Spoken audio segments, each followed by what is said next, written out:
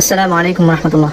আজকে আমি আপনাদের সাথে যে হাদিসটা শেয়ার করব এটা মুসলিম শরীফের হাদিস, এবং এই হাদিসটা আমি মানুষের সাথে যখনই দেখা সাক্ষাৎ হয় বা কোরআন হাদিস নিয়ে আলোচনা হয় তখন চেষ্টা করি অন্যান্য হাদিসের পাশাপাশি এই হাদিসটাও মানুষের সাথে শেয়ার করার জন্য, যাতে করে এই হাদিস সম্পর্কে যারা জানে না তারাও যাতে এই হাদিসটা সম্পর্কে জানতে পারে। আল্লাহ রাসূল সাল্লাল্লাহু আলাইহি ওয়াসাল্লাম বলেছেন, আমি আমার উম্মতের ওই সমস্ত লোকদের সম্পর্কে জানি যারা কিয়ামতের দিন হাসরের ময়দানে উঁচু উঁচু পাহাড় সমান নেকি নিয়ে আসবে, সওয়াব নিয়ে আসবে, আমলনামা ভরপুর সওয়াব নিয়ে আসবে, ফাজালহুল্লাহু হাবাআন মানসুরা, কিন্তু আল্লাহ তাআলা হাসরের ময়দানে তাদের সকল নেকি সমূহ নষ্ট করে দেবেন। হাসরের ময়দানে তাদের সকল আমল বরবাদ হয়ে যাবে, নষ্ট হয়ে যাবে। তখন সাহাবারা সবাই আতঙ্কিত হয়ে গেল, ভয় পেয়ে গেল যে আমরাও কি তাদের অন্তর্ভুক্ত হব নাকি। তখন আল্লাহ রাসূল সাল্লাল্লাহু আলাইহি ওয়াসাল্লাম বললেন, তারা তোমাদের মতোই মানুষ হবে, তোমাদের মতোই আমল করবে এবং তারা তোমাদের মতোই মানুষের সাথে লেনদেন করবে, কিন্তু ইযা খালাউ বিমাহারিমিল্লাহ, যখন তারা একাকী হবে, ইনতাহাকুহা, তখন তারা কি হবে, বিভিন্ন হারাম কাজে লিপ্ত হয়ে যাবে। এই হাদিসটা মুসলিম শরীফের হাদিস, এবং আল্লাহ রাসূলের জামানায় সাহাবায়ে কেরাম তো এই ধরনের কোনো গুনাহে তো তারা লিপ্তই হতো না, আর তখনকার সময় একাকী হয়ে তারা কি বা এমন গুনাহ করবে, রাদিয়াল্লাহু আনহুম আজমাইন।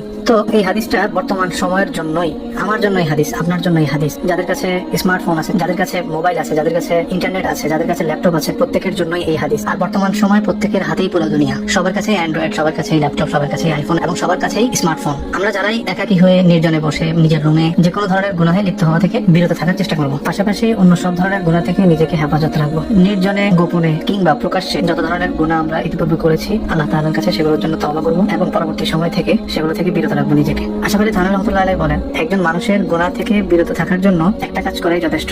সেটা হচ্ছে যে রাতের বেলা যখন আমরা ঘুমাতে যাই তখন যদি আমরা হিসাব করি যে আমি সারাদিনে কয়টা মিথ্যা কথা বলেছি, কয়টা গুনার কাজ করেছি এবং কতগুলো ভালো কাজ করেছি এবং সওয়াবের কাজ করেছি, এই জিনিসটা আমরা যদি প্রতিদিন ঘুমানোর আগে হিসাব করে ঘুমাই তাহলে ইনশাআল্লাহ আস্তে আস্তে আমাদের গুনার কাজ কমে আসবে, মিথ্যা বলাও কমে যাবে এবং আমাদের সওয়াবের পাল্লা, নেক আমলের পাল্লা ভারী হবে ইনশাআল্লাহ। একটা জিনিস মনে রাখবেন যে কিয়ামতের দিন হাসরের ময়দানে যদি নিজের আমলসমূহ বরবাদ করতে না চাই তাহলে নিজের একাকিত্বকে পাক সাফ রাখার পাশাপাশি, পবিত্র রাখার পাশাপাশি অন্যান্য আমলগুলোও চালিয়ে যেতে হবে। মানুষের সামনে আমি যতই আমল করি না কেন, নির্জনে বা গোপনে আমি যেসব বদামলগুলো করতেছি, যেসব হারাম কাজে আমি লিপ্ত হইতেছি, সেগুলো সম্পর্কে কেউ না জানলেও আল্লাহ তাআলা জানেন। সুতরাং আল্লাহ তাআলা আমাদের সবাইকে এই হাদিসটি জেনে এবং বুঝে সে